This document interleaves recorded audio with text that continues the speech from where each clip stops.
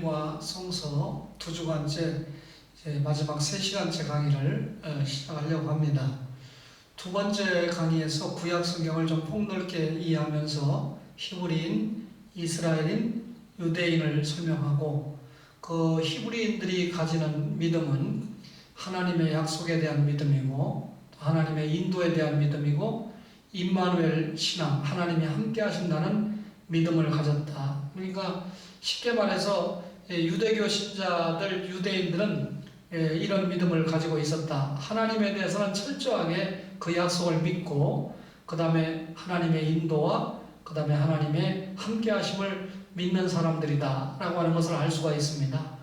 근데 우리는 유대교의 근간에 기독교, 갱신이죠. 유대교의 새로운 갱신이 기독교인데, 따라서 우리는 유대교 신자가 아니고 유대교를 근간으로 하는 주님이 원하시는 기독교 신자인데, 성경은 그러면 나는 히브리인입니다 하는 걸 좀 설명을 드렸는데, 나는 그리스도인입니다 라고 하는 걸 이해하면 신약 성경을 좀 쉽게 이해할 수 있을 것이다, 그렇게 생각합니다. 사실 이 신약 성경에 보면 세 군데 그리스도인이라는 용어가 나오거든요. 조금 이따 살펴보겠지만, 이 그리스도인이라는 말, 크리스천, 그리스도인이잖아요. 이건 크리스티아누스라고 하는 이 헬라어에서 온 말인데, 이 크리스찬이라고 하는 말은 그리스도에게 소속된 개인이나 집단을 의미하는 공식적인 직함이 크리스천이었습니다. 이 아누스라고 하는 것은 로마식 발음인데, 당시 사회의 유명한 개인이나 단체에 소속된 경우에 이런 식의 표기를 했습니다. 예를 들면 폼페이 군대는 폼페아니 이렇게 불렀고, 가이사의 군대는 가이사리아니 이렇게 불렀습니다. 헤롯 임금에게 속한 헤롯 땅은 헤롯디안스 이렇게 불렀어요. 이때가 대략 AD 40년에서 44년경인데, 따라서 이 크리스티아누스라고 하는 말은 그리스도의 당, 곧 그리스도에게 소속된 무리, 이런 뜻입니다. 목회자들이 정치적인 색깔을 잘 드러내지 않아야 되는 것이 원칙입니다. 그럼에도 어떤 경우에는 경상도 목사님들은 무슨 당인가? 호남 지역에 사는 분들은 무슨 당인가? 이거 옳지 않습니다. 경상도 지역에 있든지 호남 지역에 있든지 누구든지 목사나 예수 믿는 신자들은 나사렛 예수당, 그리스도당이라고 말할 수 있어요. 이유는 예수 믿는 사람이기 때문에 그렇죠. 따라서 크리스찬이라는 말은 그리스도에게 소속된 개인이나 집단을 크리스찬이라고 했습니다. 그런데 이 말이 시간이 좀 지나가면서 불신자들이 예수 믿는 신자들을 구별해서 불러준 말이 크리스찬이었어요. 베드로가 설교해서 3,000명이 회개하고 세계 최초로 세워진 교회가 예루살렘 교회다 그랬는데, 예루살렘 교회가 땅끝까지 복음 전하는 이 일을 잘 못하니까 스데반 집사님이 설교하다가 순교를 당했다고 그랬잖아요. 이 콩을 딱 때렸을 때 순교당하는 사람은 콩이 으깨진 것처럼 죽고, 사도행전 11장 26절 이하에 보면 구브로와 버니게와 안디옥까지 예수 믿는 사람들이 흩어졌다고 그랬어요. 그래서 이 세워진 교회가 수리아 안디옥 교회고, 이 수리아 안디옥 교회에서 바울과 바나바를 선교사로 파송하면서 유럽의 지도가 또 아시아의 지도가 확실하게 예수 믿는 지도로 바뀌게 되거든요. 어쨌든 이 안디옥의 행정관리들이 안디옥의 교회가 세워지고 예수를 믿는 사람들을 구별해서 부르는 말이 그리스도인, 크리스찬이라고 하는 말이었습니다. 그러니까 초대 교회 당시에는 예수 믿는 신자들끼리는 서로 우리가 그리스도인이야 이렇게 말하지 않고 그저 우리는 형제다, 믿는 사람이다, 예수 믿는 사람끼리는 예수 믿는 제자들이다, 이런 말을 썼어요. 그런데 오히려 안디옥의 행정관리들이 교회 나가고 예수 믿는 사람들을 그리스도인이다 이렇게 불러줬습니다. 그러니까 예수 안 믿는 사람들이 자신들과 달리 예수 믿는 사람을 구별해서 불러준 이름이 그리스도인이라는 말이죠. 그러다가 조금 시간이 지나면서 예수 믿지 않는 사람들이 신자들을 경멸하는 어조로 불렀던 이름이 그리스도인이라는 이름입니다. 절반은 욕, 그리고 절반은 익살 섞인 내용으로 네가 나를 그리스도인이 되게 하려 하는구나. 바울이 헤롯 아그리파 1세 앞에서 재판을 받으면서 예수님이 당신의 죄 때문에 죽으시고 사흘 만에 부활했습니다. 당신도 예수 믿어야 됩니다. 라는 논조로 변증을 하니까 네가 많은 말로 나를 그리스도인이 되게 하려고 하는구나.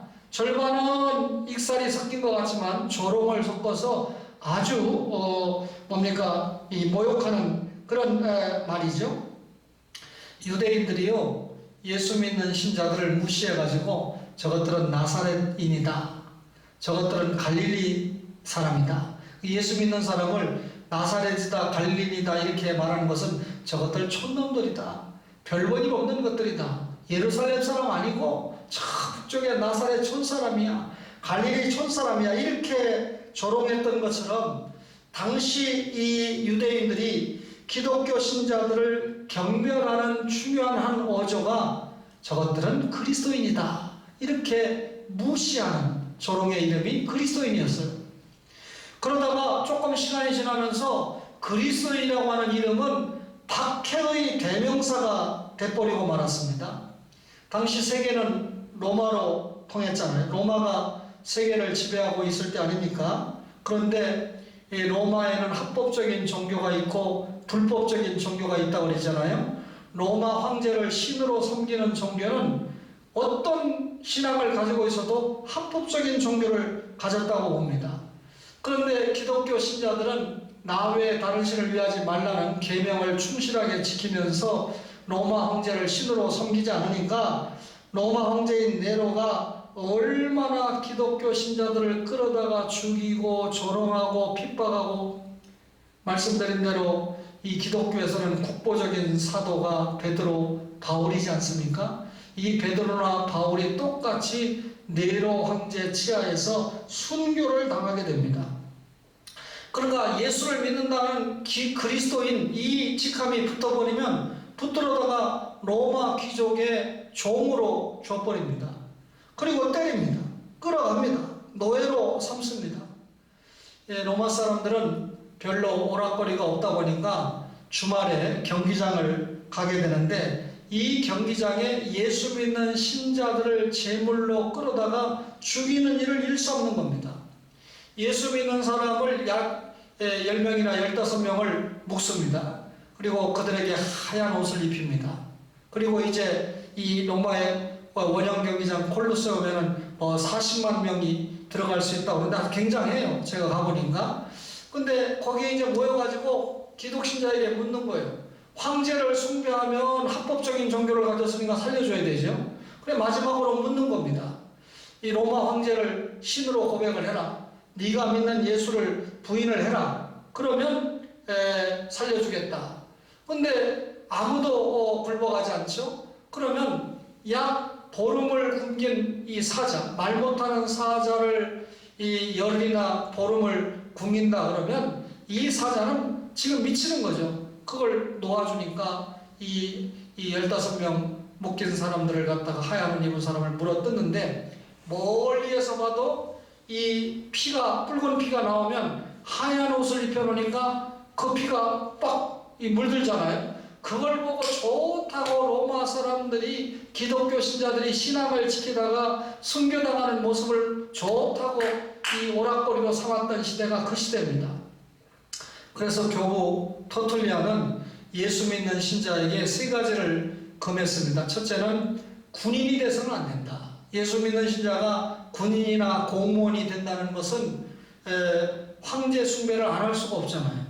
그러니까 황제 숭배를 안 하고 믿음을 지키기 위해서는 군인이 되는 것을 금했습니다. 공무원이 되는 것을 금했습니다. 두 번째가 격투기를 봐서는 안 된다. 저는 잘 모르지만 추성훈이라는 격투기 선수가 상당히 유명한 것으로 알고 있는데, 당시 로마에는 인구가 약 100만 명 정도가 됐는데, 사실 여러분 100만 명 그러니까 별거 아니다 이렇게 생각할지 모르지만 로마가 100만 명 인구였고 그 다음에 세계의 도시 가운데 100만 명이 넘은 도시는 1902년에 런던이 처음이었습니다. 그러니까 초기 1, 2세기에 이 로마가 100만 명의 인구를 가지고 있다는 것은 얼마나 큰 도시인가 하는 걸 알죠. 그런데 그 도시의 약 25%에서 30%가 노예였습니다. 그러니까 이 노예들은 얼마나 그 삶이 비참한 걸 알죠. 노예는 심지어 재산 없고 자기가 낳은 자식도 자기 자식이 아니라 주인의 노동력을 위한 종일 뿐이죠. 도구일 뿐이죠. 살아있는 도구입니다. 생산하는 도구가 노예입니다. 인권도 없죠. 그런데 이 노예 5명을 격투기를 붙입니다. 그래서 친구들을 다 죽이고 한 사람이 살아나면 그 사람에게 자유시민권을 줘요. 그러면 뭐 그냥 내가 시민권 얻지 말고 죽으면 되지 이렇게 생각할 수 있는데 그런 게 아니고 이 노예가 자유시민권을 얻으면 속한 처와 자식도 자유시민권을 얻으니까 어떻게 하든지 친구를 때려 죽이고 동료 노예를 때려 죽이고 지가 살아남기 위해서 애를 씁니다. 그 기가 막힌 격투기를 보면서 좋다고 하니까 기독신자들이 이런 격투기를 보는 것은 신앙적이지 않다. 터툴리안이 금했습니다. 뿐만 아니라 연극 보는 것도 금했습니다. 당시 로마는 무식한 나라거든요. 그러나 이 무식을 덮기 위해서 이 로마가 헬라 사상, 헬라 문화, 헬라 종교의 영향을 대단히 받아들이고 끌어들였거든요. 그래서 이 로마가 연극을 공연할 때 보면 대부분의 주제가 그리스의 신들을 가지고 연극의 주제로 삼고 그 다음에 이 타락한 섹스 문화가 연극에 반영이 되니까 예수 믿는 신자는 연극도 봐서는 안 된다. 그렇게 터툴리안이 가르쳤습니다. 무슨 말입니까? 그리스도인이라는 직함을 가지면 죽음의 대명사, 박해의 대명사였습니다. 그러다가 이 그리스도인이 이 영광의 대명사로 바뀌게 되네요. 처음에 좀 말씀드렸지만 313년에 콘스탄틴 대제가 기독교를 공인했습니다. 핍박받던 기독교가 이제 공적으로 인정을 받았으니까 핍박을 받을 일은 없죠. 다른 종교와 대등하게 다 인정을 받는 그런 시대가 됐는데 380년에 데오도시우스 황제가 기독교를 국교로 만들으니까 이제는 로마 지배하에서 기독교를 믿지 않으면 죽는 겁니다. 그러니까 너도 나도 예수 믿는다고 교회 안에 들어오니까 제가 말씀드린 대로 기독교 신자들이 핍박을 받고 순교를 당하면서도 신앙을 지켰는데 이 교회 안에 온갖 사람들이 국교가 되니까 들어오니까 기독교 신앙의 질은 심각하게 타락하면서 중세 천년을 이끌었던 천주교로 기독교의 모습이 탈바꿈돼서 나타나기 시작했다. 그래서 다음에 학기 중에 조금 더 연구를 해보도록 하고요. 그러니까 이제는 기독교가 공인되고 국교가 되니까 성직자들에게 세금도 면제해주고 군대도 안 가게 해주고 등등 예수 믿는 신자들에게는 엄청난 특권이 붙게 됩니다. 그러니까 예수 믿는 그리스도인 하면 영광의 대명사가 됐던 것이죠. 조롱의 대명사였다가 또 죽음의 대명사였다가 영광의 대명사가 돼버리고 말았던 것입니다. 오늘날 이 미국에서는 그래도 목사 그러면 영광의 대명사로 통하는데 한국에서도 한때 이화여자 대학생들이 결혼 대상자로서 1등에서 3등 사이에 목사가 들어가 있던 시대가 1980년대입니다. 그런데 지금은 3등이 아니라 목사의 신뢰도가 3%라고 하니까 참 저도 교수지만 또 목사 교수지만 마음의 아픔이 있어요. 이런 것은 기독교 진리가 잘못된 것이 아니라 기독교 신앙을 생활로 보이는 면이 한국교회가 지금 약하기 때문에 이런 현상을 지금 보고 있는 겁니다. 어쨌든 이 기독교 신자들이 이런 그리스도인이라는 직함 속에 여러 가지 직함을 가지고 있는데 전 시간에 나는 히브리인이요 요셉의 고백을 통해서 나는 과거도 현재도 미래도 히브리인으로 살겠다. 하나님의 약속을 믿고 하나님의 인도를 믿고 하나님이 나와 함께 하신다는 믿음을 가지고 살겠다. 이런 것을 천명하는 것이 나는 히브리인이요 라고 설명을 했죠. 그러면 나는 그리스도인이요, 현대인이 성경을 믿는, 제가 이 강의를 통해서 구약과 신약도 조금 더 가깝게 이해를 하고, 그리고 현대인이 나는 히브리인이요, 나는 그리스도인이요 라고 천명을 했을 때 그 말이 어떤 의미일까? 지금까지 제가 강의를 했지만 그리스도인이라고 하는 말은 신약 성경에 딱 세 곳에 나오거든요. 사도행전 11장 26절에 안디옥 일반 시민들이 예수 믿는 사람들을 구별해서 부른 이름이 그리스도인이었습니다. 두 번째 성경에 나오는 경우가 사도행전 26장 28절에 바울이 이제 끌려가다가 재판을 받게 되는데 처음에는 안디옥에서 구별된 이름이라고 그랬죠. 그런데 헤롯 아그리파 2세 왕 앞에서 재판을 받는 중에 헤롯 아그리파 2세가 네가 많은 말로 나를 권해서 그리스도인이 되게 하는구나. 성경에 보니까 네가 적은 말로 나를 권하여 그리스도인이 되게 하려는도다. 그때 그리스도인이라는 말이 나오는데 이건 뭡니까? 조롱의 대명사잖아요.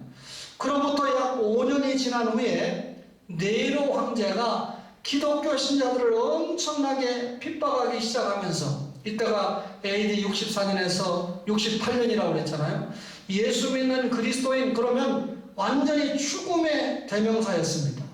그런데 예수님의 수제자였던 베드로가 신구약 66권 가운데 두 권의 성경을 기록했는데 베드로 전서와 베드로 후서예요. 근데 베드로 전서를 보면 이 예수를 믿는 신앙 때문에 너무나 죽음의 고난이 오니까 흩어져 피난을 다니가 되잖아요. 그러니까 그 흩어진 나그네들에게, 나그네 신자들에게 보낸 편지가 베드로 전서거든요.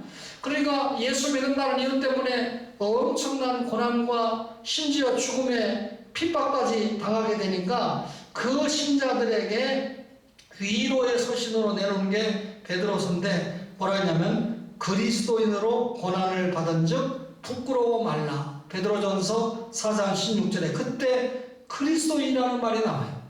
예수를 믿는다는 이유 때문에 고난을 받지만 부끄러워하지 말아라. 우리가 잘못해서 고난받고 죽는 것이 아니다 라면서 산 소망이신 예수 그리스도를 붙들고 끝까지 승리하라는 것을 강조하거든요. 그러니까 결국 그 당시에 이 그리스도인이라는 것은 예수를 믿는 사람을 말하고, 또 그리스도인이라는 말은 예수님을 믿는 데서 끝나지 않고 예수님이 부활승천하시면서 땅끝까지 내 증인이 되라고 부탁을 했기 때문에, 명령했기 때문에 예수님을 전하는 사명까지 감당을 한 사람들이잖아요. 그러니까 그리스도인이라는 것은 단순하게 예수님을 믿는 것은 말할 것도 없고 그 예수님의 십자가와 부활의 복음을 전하면서 목숨까지 내놓는 순교적인 삶을 살았던 것입니다. 그러니까 나는 히브리인입니다. 그러면 나는 하나님의 약속과 하나님의 인도와 하나님이 함께 하시는 것을 믿습니다. 그러면 나는 그리스도인입니다. 이 말은 무슨 말일까요? 나는 히브리인입니다 하는 말과 똑같아요. 무슨 말입니까? 나는 그리스도를 나의 구주로 영접합니다. 그 뜻입니다. 그리스도, 히브리말 메시아는 왕, 제사장, 선지자라고 그랬죠. 그러니까 나는 그리스도인입니다. 이 말은 나는 예수님을 나의 왕으로 믿습니다. 예수님을 나의 선지자로 믿습니다. 예수님을 나의 제사장으로 믿습니다.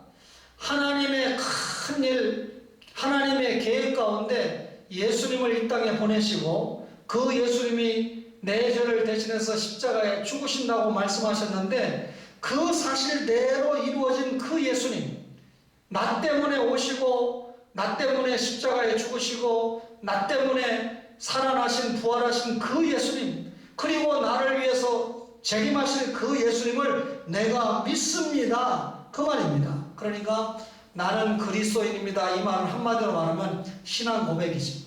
나는 다른 것을 믿지 않고 예수 그리스도만 나의 구주로 믿는 사람입니다. 이게 그리스도인이라는 뜻이죠. 나는 그리스도인입니다. 이 말은 나는 그리스도께만 소속되어 있는 사람입니다. 나는 고백입니다.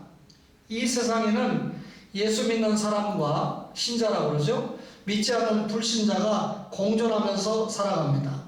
그런데 신자는 예수 믿고 예수님께 속한 자라는 거예요. 조금 전에 중생이라는 말을 설명했는데, 마귀가 그동안 주인이었는데 마귀가 추방을 당하고 이제는 예수님이 주인이 돼서 예수님을 주인으로 섬기기 때문에 예수 믿는 신자들은 예수님을 나의 주님, 로드라고 고백을 한다고 그랬죠. 그러면 나는 그리스도인입니다. 이 말은 나는 마귀에게 속한 자가 아니고 나는 그리스도께 소속되어 있는 자입니다. 한 번 그리스도께 소속된 자면 영원히 그리스도께 소속된 자가 돼야 되죠.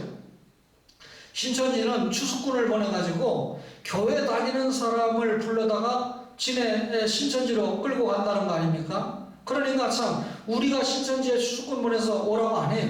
그 이단들에게는. 그 사람들 참 나쁜 사람들이죠. 안 믿는 사람들에게 전도해서 자기네 신천지로 끌어들인다고 그러면 그럼 뭐 우리가 어떻게 뭐라고 하겠습니까? 그런데 기존 교회 다니는 사람이 전도 대상이라니까 참 기가 막힌 사람들입니다. 여러분, 한 번 그리스도인이면 영원히 그리스도인입니다. 신천지 이만희의 사람이 될 수가 없어요. 한 번 해병은 영원한 해병이다 라고 하는 말이 있습니다.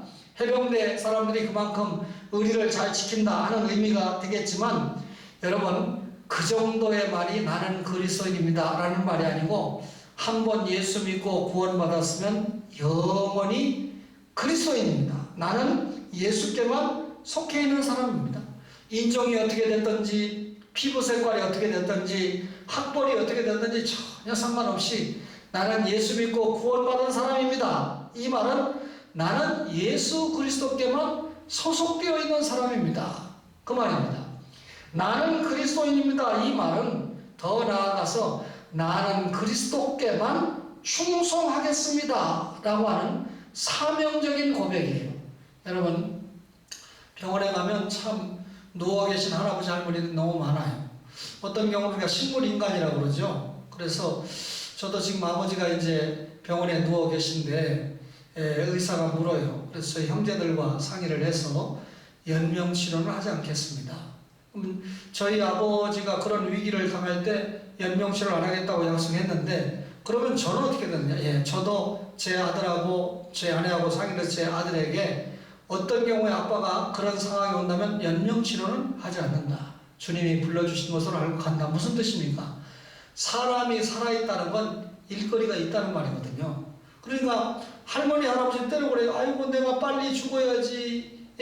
돈만 축내고 밥만 축내고. 아닙니다. 할머니 할아버지가 손자와 손녀를 위해서 기도해 주시는 그 일이 참 중요한 일입니다. 이렇게 그러면 할머니 할아버지가 손자와 손녀를 위해서 기도한다는 사명이 중요하다는 거죠. 일거리가 없으면 사람의 삶이 의미가 없어지는 거예요. 그러니까 사람이 사명을 감당한다는 것은 살아있다는 말이고, 살아있다는 말은 사명을 감당한다는 말입니다.